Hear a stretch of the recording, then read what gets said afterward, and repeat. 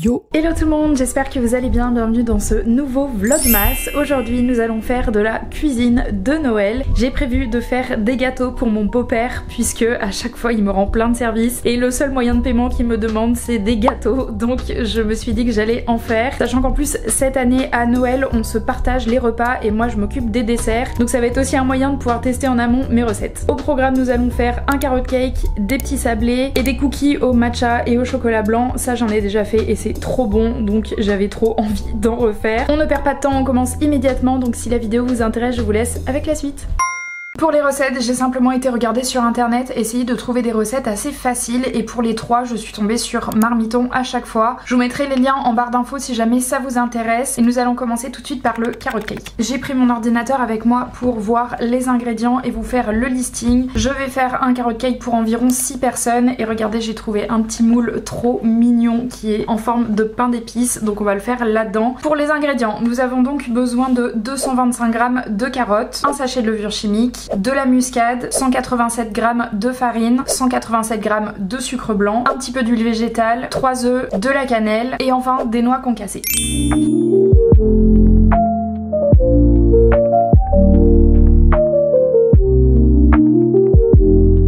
Du coup, il faut commencer par mélanger les œufs et le sucre, donc je vais faire ça tout de suite.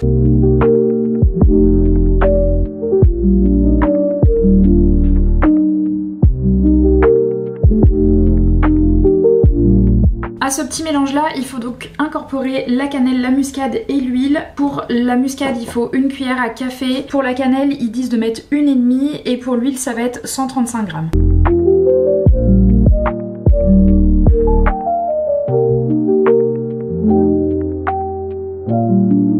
Bon, évidemment mon verre doseur n'est pas en grammes pour les liquides, il est en litres, donc je vais faire la conversion et je vous l'afficherai sur l'écran, comme ça vous n'aurez pas besoin de le faire.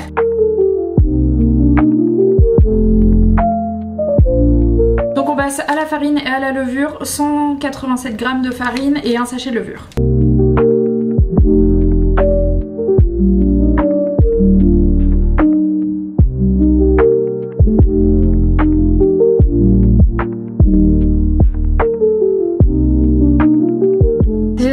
La pâte, elle est vraiment hyper belle, hyper lisse, sans grumeaux. Faites bien attention quand vous incorporez la farine, faites-le progressivement pour justement éviter les grumeaux. Je vais maintenant m'attaquer au pelage des carottes et au râpage des carottes du coup. J'en ai sorti 3 mais à mon avis 2 suffiront largement. Et il faudra aussi évidemment que je casse les noisettes puisque j'en ai acheté mais elles sont entières. Donc on fait ça tout de suite.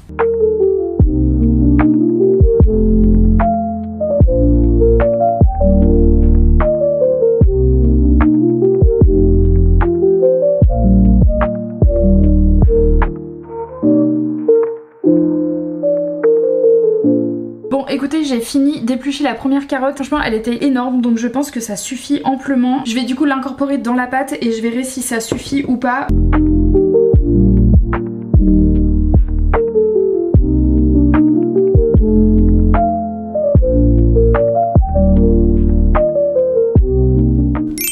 Voici où on en est, j'ai donc mis les carottes et les petites noix. Petit conseil, si vous achetez des noix comme moi, prenez évidemment un casse-noix pour les enlever de leur coquille, mais surtout prenez un mixeur pour les concasser. Moi je l'ai fait au couteau et franchement j'ai perdu un temps fou, mais c'est pas grave, ça fait des plus gros morceaux. Il faudra juste que je prévienne mon beau-père qu'il se casse pas une dent. On va maintenant verser la préparation dans le moule et puis je le mettrai au four à 170 degrés pendant 35-40 minutes. On va surveiller de toute façon la cuisson puisqu'on a d'autres choses à faire après.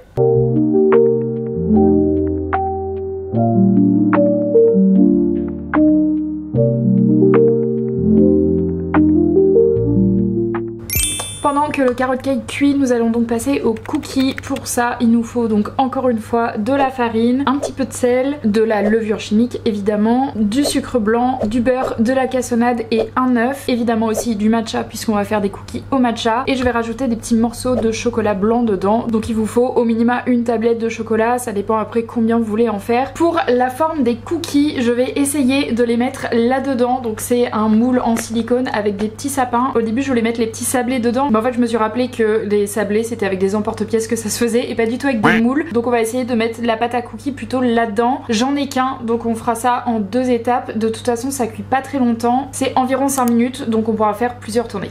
On On va donc commencer par mélanger la cassonade, le sucre blanc et le beurre mou. Il nous faut donc 40 g de sucre blanc et il nous faut 30 g de cassonade. Et pour le beurre, il faut 75 g.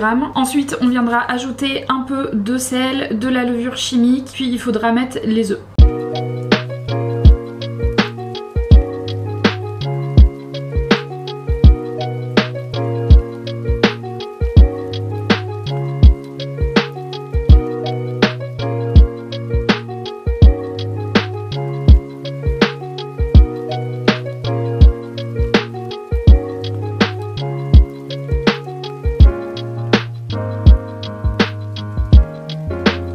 Ça y est, le carrot cake est cuit, donc je vais vérifier la cuisson. Il me semble que je l'avais mis 35 minutes, donc si jamais ça ne va pas, je le relancerai un petit peu. Bon, il n'est pas encore tout à fait cuit, donc je l'ai relancé d'un quart d'heure. Mais j'ai léché le couteau avec lequel j'ai été vérifier s'il était cuit ou pas, et franchement c'est trop bon. J'ai trop hâte de le goûter.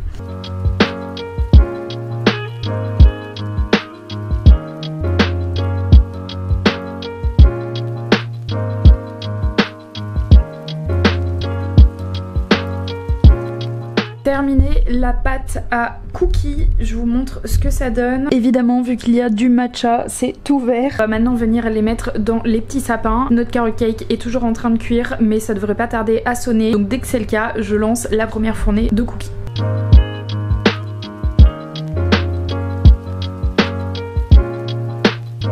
Le carrot cake est cuit, je vais vous le montrer, franchement il est trop mignon. Tada! Il est trop beau et il sent trop bon, j'ai trop hâte de le démouler puisque je vais pouvoir vous montrer maintenant, mais de derrière ça fait vraiment un petit personnage. Là c'est hyper chaud donc je vais attendre qu'il refroidisse, mais franchement ils sont trop bons et ça a l'air incroyable. Du coup je vais pouvoir lancer la première fournée de cookies pour le jour J. Je pense que j'irai acheter des emporte-pièces parce que c'est quand même pas très pratique de le mettre dans des moules comme ça. Donc ce que je vais faire c'est que la première fournée elle sera dans des petits moules et je me dis que pour l'autre je vais simplement faire des petites boules comme ça fera des cookies classiques.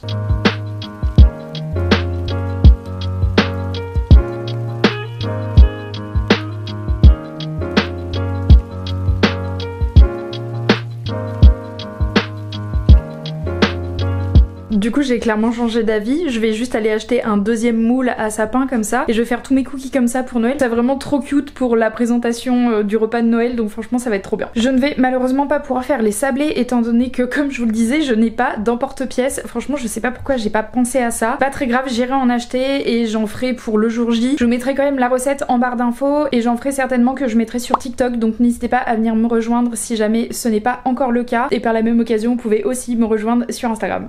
Je vais donc terminer cette vidéo là-dessus, je vais aller faire la vaisselle puisque là franchement c'est le bazar. Heureusement j'avais déjà nettoyé entre le carrot cake et les cookies parce que sinon il y en aurait absolument partout. Mais franchement c'était trop cool, j'ai adoré faire cette vidéo et j'ai adoré faire ces petits gâteaux. Je sais que ça va en rendre un très content. Donc franchement c'est trop cool et j'ai vraiment hâte de lui apporter. Je vous remercie d'avoir regardé cette vidéo, si elle vous a plu je vous invite à la liker, à vous abonner et à activer la petite cloche pour n'en louper aucune autre. Nous on se retrouve dans 2 jours pour un nouveau vlog. D'ici là je vous souhaite une bonne soirée et je vous dis à dans 2 jours.